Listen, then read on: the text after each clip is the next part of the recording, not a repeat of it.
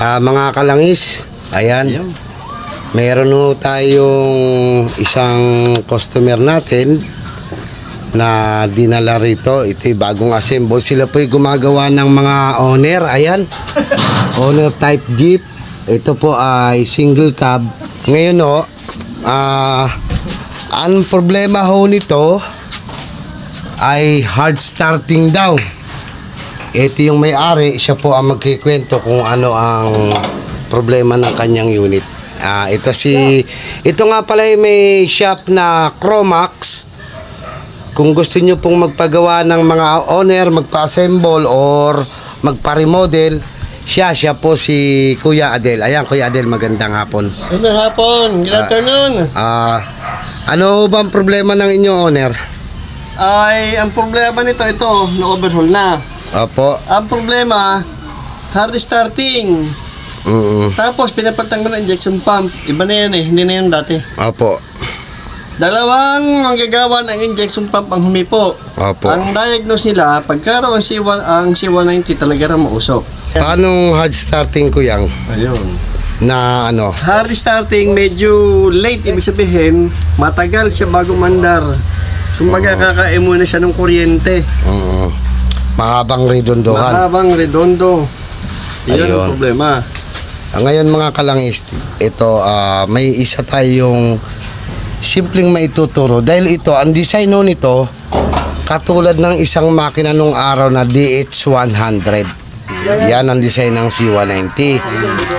Yung DH100 nung araw, sadyang matibay yung makina yon. Yun po yung sinundan ng E110 hanggang E120.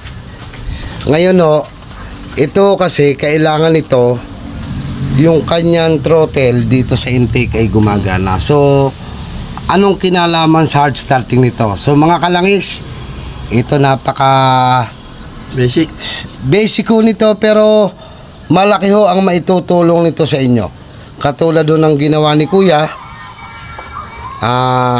Yun nga, nadukot na ba Kuya? Oo. Nadukot na ang makina. Na-overhaul na yan. Na-overhaul na to, nakadalawang injection pump na raw. At may kwento siya na ilang baterya kayo Kuya? Nung isang beses, nakatatlo kami. Nakatatlong baterya bago umandar. Oo, bago siya umandar. Kaya nga sabi ko, ipina-overhaul ko na. Bago ng mga bearing, piston ring. Halos lahat napalitan na. Valve seal. Oo. Namang problema lang talaga yung manggagawa. Hindi siguro nila kabisado ganitong sige. Model. Ito mga kalangis, hindi ho to computer box. Ito po ay manual lang. Ito po ay C190. So mga kalangis, sandaling oras lang at nagsalin lang muna ng diesel at dadagdagan lang muna natin ng konti. So ito ang maipapakita ko sa inyo. Tara mga kalangis, samahan niyo po ako. Ayan. Boss, pakihawak nga to, boss. Pasuyo. Lick, dito ka. Bert, Ikaw, Bert, ang mag-start at ituturo ko kay Kuya kung anong dapat gawin. At pati na rin sa mga manonood. Hawakan mo to. Dito.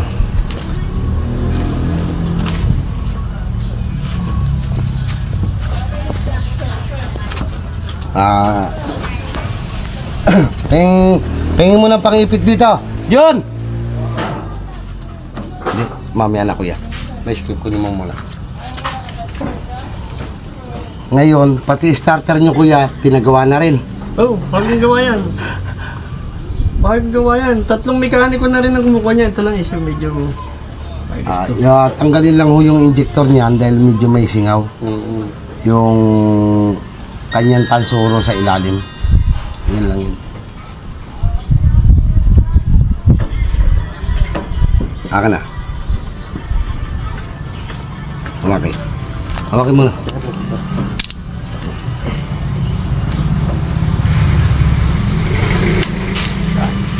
Ito kasi Kuya, ito yung engine stop niya. Ang kailangan yung gawin dito, lagyan nyo ng bracket, maglagay kayo ng engine stop cable. Ngayon, ito sige. Ayan, kailangan ho yan, nakachok, nakasarado yung engine stop niya. Katulad ng DH100. Andyan? Sa ano? Andyan sa ibabaw. Ito oh. Iwan mo. Ang heater plug naman ito yung mga bago, no? Oo. Lahat ng kuhan, kinuha ko na. Dapat palitan. Heater mo. Naka-heater yan? So mga kalangis, kailangan muna natin siyang i-heater. Kasi ito ay ayan, diesel eh. Okay. Hindi ito naka-direct injection kaya kailangan ng heater. Naka-heater yan? Parang hindi na Logitech. Okay, yan.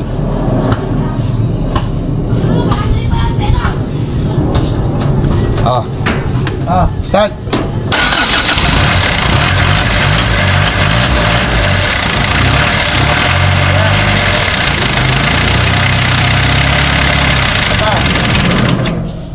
Kailangan kasi nito kuya, mahila ng cable. Oo. Kasi nakakatulong ho yan para mabilis ang redondo ng starter. Ngayon, bakit na bilis? Kasi walang hangin na pumapasok. So malubay ho siyang mag-up and down. Ngayon, pag binitawan nyo siya, doon ho biglang puputok yung compression niya. Wala akong problema to, hindi nyo kailangan gumastos pa uli. Yan lang ang engine stop cable lang kailangan nyo. O syempre, heater. Dahil kaya start lang eh. Start!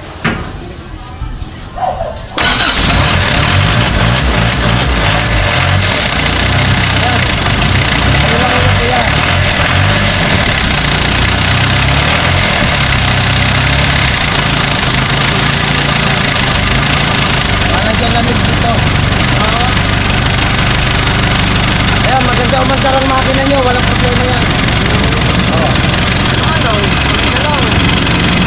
Maganda umandar yan, no?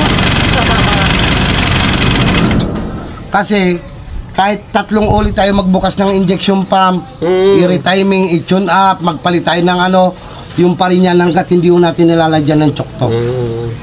Lalagyan ko na lang ng engine stop, ano? Ngayon kuya, kailangan nun ito, nahihila ng sagad. Maglagay kayo ng bracket dito, na hanggang dito yung travel para pag hinila, sarado talaga yung butterfly sa loob. Babaguhin ko na lang itong ano to. Pwedeng itayo nyo po siya ng konti. Kasi itatayo ko, medyo wala sa form eh. Yan. Ay kaya nyo nang diskartehan yan dahil ano naman kayo. Yun lang pa natin. Yun lang ho mga kalangis, wala ho tayong ginastos. Naituro lang ho natin kay Kuya Adel. Wag niyong kalilimutan, Chromax. Ayan. Yan Chromax po. motor. Ibaba mo nga yung hood nang makita forma ng owner nila. Yan. Ito simple lang ito kasi pang ano lang to, pang palengke. Yan, kargahan ng puro stainless ho to mga kalangis. Kaya lang bayad na ho to. Hindi na. Naka ano siya, anong tawag yan? Naka steel top. Order sa atin to ng taga Taytay, Rizal. Ayan. So maganda ho kanyang makina, wala nang kailangang gastusin pa. Maraming salamat sa tiwala kay Kuya Adel. Ayan, Chromax. Ayan, maraming salamat. Huwag niyong kaliligtaan, Chromax. Ayan, magsalita kayo. Marami nang humipo na to. 3 mekaniko na. Niliwanagin ko lang. 3 mekaniko na ang humipo dito sa malapit sa amin dyan. Medyo kasi malayo sa iyo. Pero alam mo naman lahat ng nagiging problema ng mga sangko, mga sasakyan namin na hindi nasosolve ng mga malalapit doon, dito ko dinadala. Ayun. Sa totoo lang, marami na akong na-experience ng mga mekaniko. Yung mga ganitong issue na kung tutuusin basic lang, hindi nasosolve dyan. Kaya nagpapasalamat kay Tobert. Ayan, Roberto Gunawon. Kalangis. Kaya nagpapasalamat dahil lahat ng mabibigat naming problema, si Kalangis ang nakakasolve.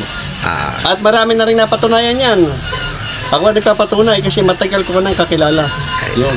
Salamat to sa tiwala, Kuya Adel. Chromax, huwag niyo pong kalilimutan. Ayan. Hanggang sa muli at magandang araw po sa inyo. Ayan o. Salamat kay Chromax sa nagtiwala sa atin.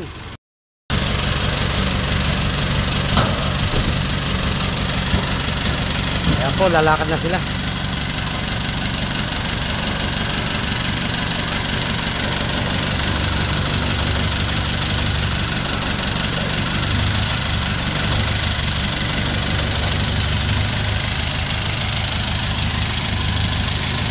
Salamat po sa tiwala. Salamat. Ayan, Chromax. Ingat po, ingat.